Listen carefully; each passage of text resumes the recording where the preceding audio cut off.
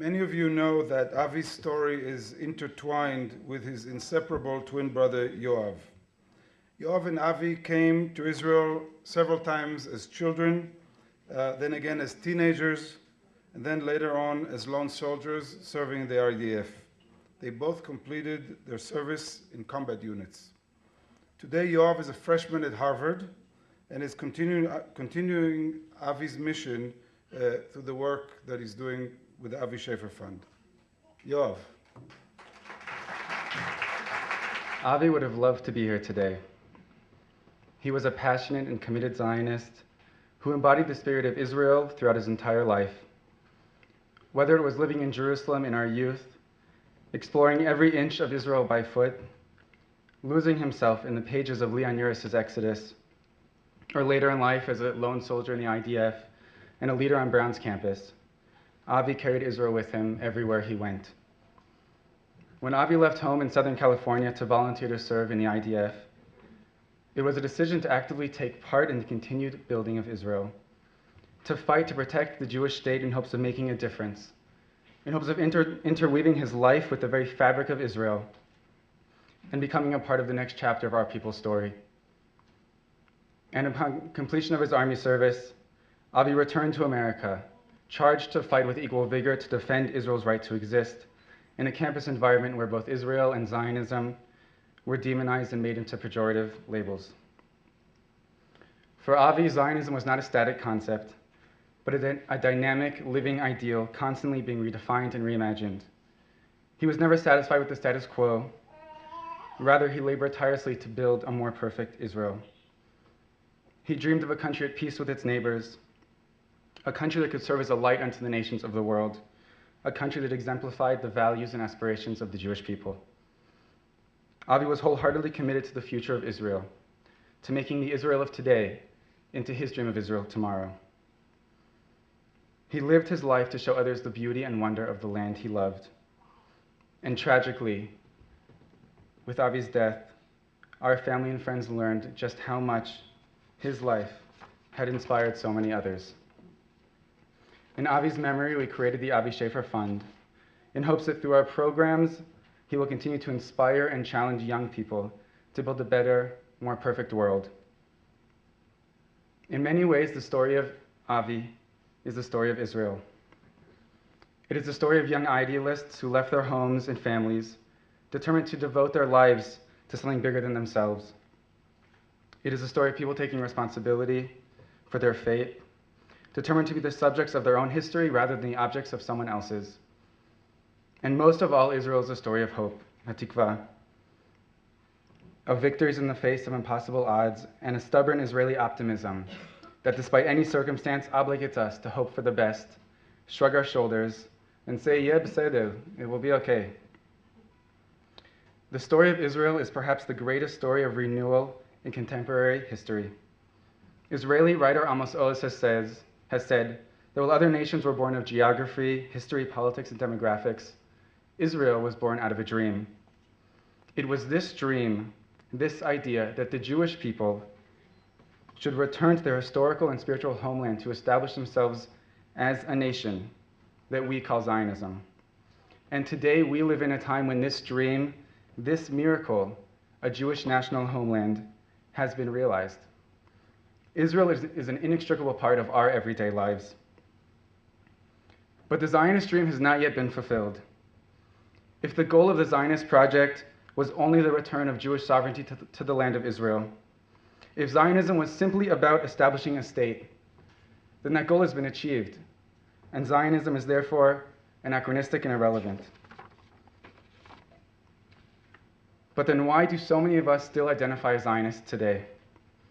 Because Zionism is much more than simply a movement of national liberation.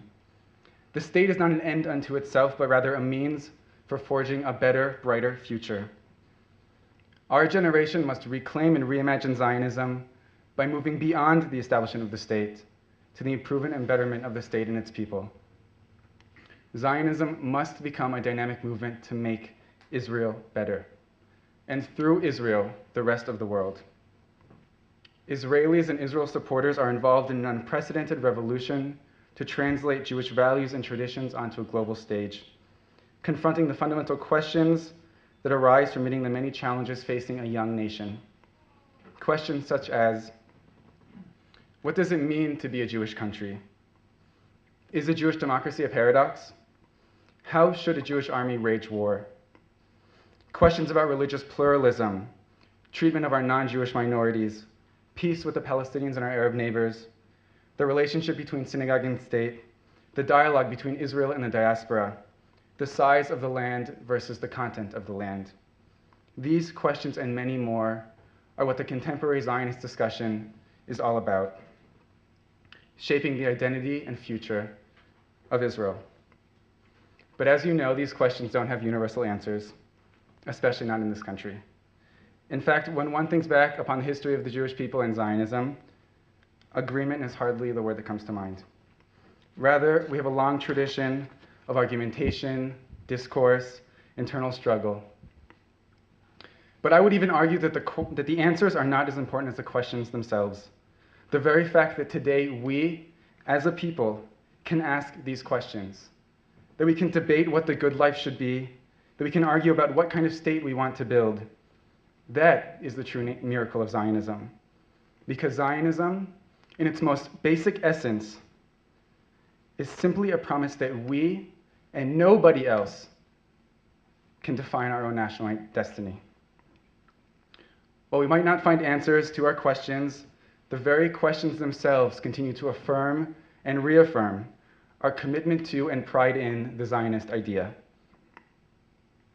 One of Avi's favorite Zionist thinkers, Israel's first Prime Minister David Ben-Gurion, famously said that in Israel, in order to be a realist, one must believe in miracles. Indeed, Israel is truly a modern miracle, and we have much to be proud of. Israel's impressive list of accomplishments and feats is well known throughout the world.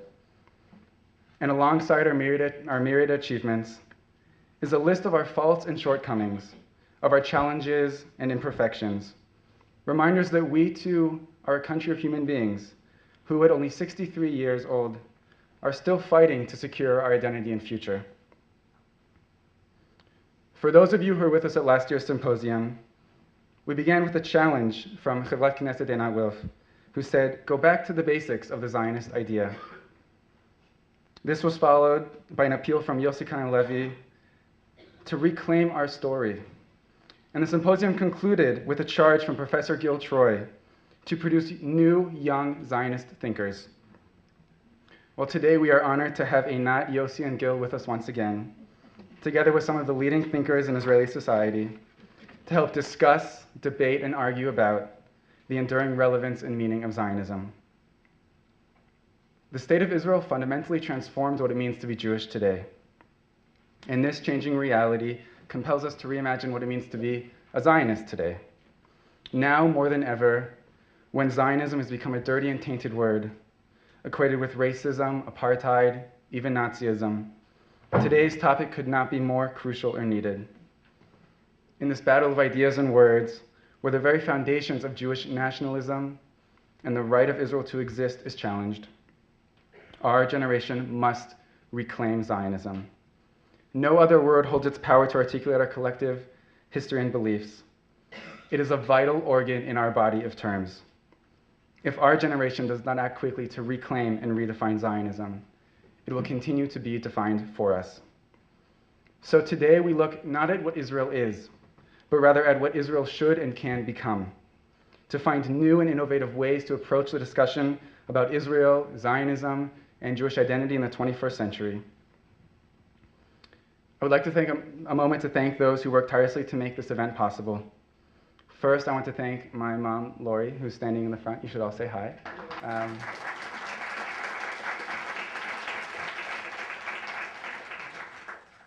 And my father, Arthur, who is back in California, for their support and guidance.